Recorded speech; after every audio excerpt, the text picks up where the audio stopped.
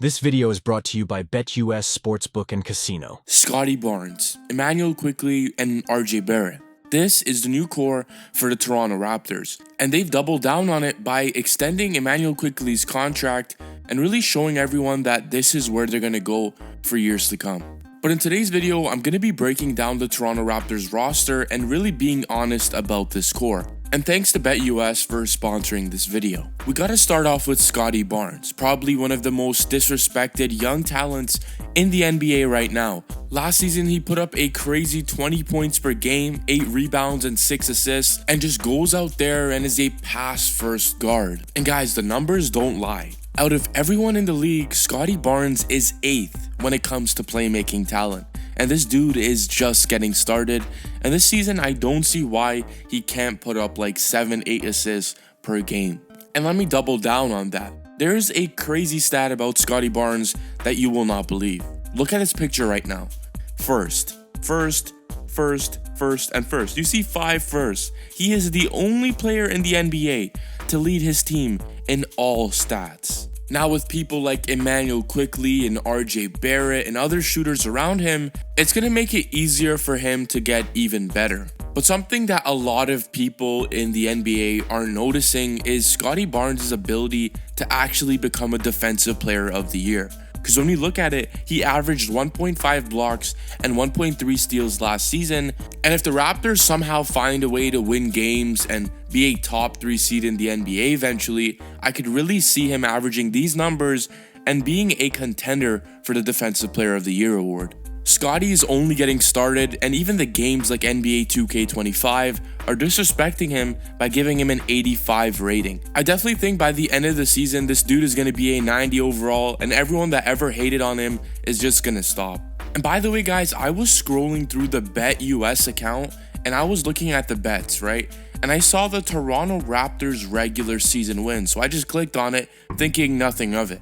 And when I click on it, I see that the Raptors are only projected to win over 30.5 games. Last year, the Raptors won only 25 games, but that wasn't like a terrible season. We had multiple trades, no connectivity on the roster. So I really think that this season, we could actually get like 7 more wins, and this bet could potentially happen. So you know what? I'm pretty confident in this. I'm going to place it, but make sure you guys gamble responsibly. And if you guys want to, BetUS is offering a 125% deposit match on your first 3 deposits up to $2,000. You can hit the link in my description for more on that, but let's get right back into today's video. The other player I'm very high on the Toronto Raptors is Emmanuel Quickley. Not just because he's a great player, he could shoot the 3, it's something else that stands out to me. And this is his ability to get into the paint and spam floaters. And his ability to be one of the best players to hit floaters has been very apparent recently. And this scatter plot right over here shows us how far Emmanuel Quickley is from the competition when it comes to hitting floaters. This dude stands out from literally everyone else. And when it comes to floater field goal, this guy ranks 2nd in the entire NBA behind just Shai Gilgeous-Alexander. So when you're comparing him to Shai, you already know this dude has a very bright future. But I think this season, the focus on Emmanuel Quickley's game should be on the defensive side of the game.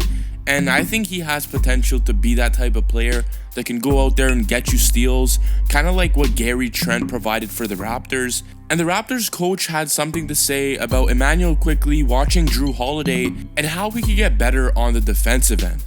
Emmanuel has talked about studying Jrue Holiday on the defensive end.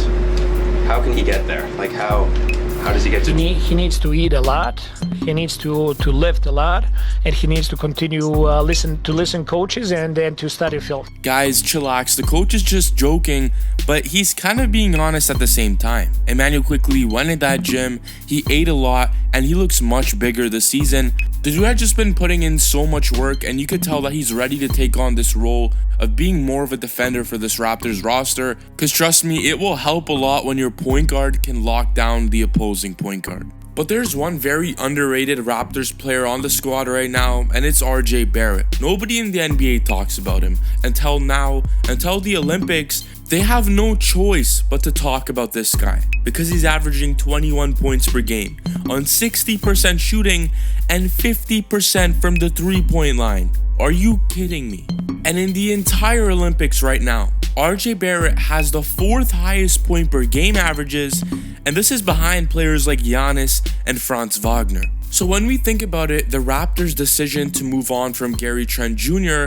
may have been because they want to double down on RJ Barrett and his scoring. RJ's just been playing so free, and this gives him the ability to really finish at the rim. That's his greatest strength, attacking the rim when he's off the ball. And in fact, out of all the guards in the NBA, RJ Barrett is first when it comes to off-ball finishing talent. Now we have to talk about the younger players on this Raptors squad and the players that they're doubling down on. Grady Dick, I could see him being a very good player when it comes to spacing the floor out for us because we desperately need 3-point scoring, and he showed flashes of an ability to actually help this team out in the end of the season last season. So I think that this season is the time for him to come out and show everyone that he was actually worth that draft pick. But speaking about the NBA draft, the Raptors took Ulrich Chomsche from another team. They basically snagged the dude and put him in the Summer League roster. And I'm gonna tell you, this dude has the biggest upside. For a big man, he has one of the best passing skills I have ever seen, and when it comes to driving at the rim, he reminds me of Giannis Antetokounmpo, a project player that just needs some help when it comes to development. This dude knows what hard work is, and take a listen to this clip right here because you realize that this guy was a farmer. Can I ask you, what were you farming? You were actually a farmer? Yeah, I am. Okay. What'd you grow? Beans, banana, coffee, cacao, corns, potato, sweet potato. Bro was farming sweet potatoes and decided to just play basketball and is absolutely dogging on the competition. The Raptors also got Jamal Shed, reminds me of a Patrick Beverley player that could shoot a little bit better and will give us that defending that we desperately need once again because this Raptors squad really hones in on that identity. And very recently, the Toronto Raptors made a trade with the Sacramento Kings and we sent them Jalen McDaniels and they gave us Davion Mitchell, a guard that can play defense once again. And you guys get the gist. Davion is going to give us something that we've really never had in a backup point guard since Fred VanVleet coming off the bench. Davion Mitchell's really going to get a very huge opportunity with the Raptors, and it's never too late. He is not old whatsoever. He's still considered a young player in this league, and with the development of the Raptors, they develop players like Pascal Siakam, Fred VanVleet, and I really think that Davion has the ability to do that as well. Thank you for watching this video, guys. Make sure you hit that like and sub if you enjoyed today's video. And thank you to BetUS Sportsbook and Casino for sponsoring the video. I'll catch you guys in the next one.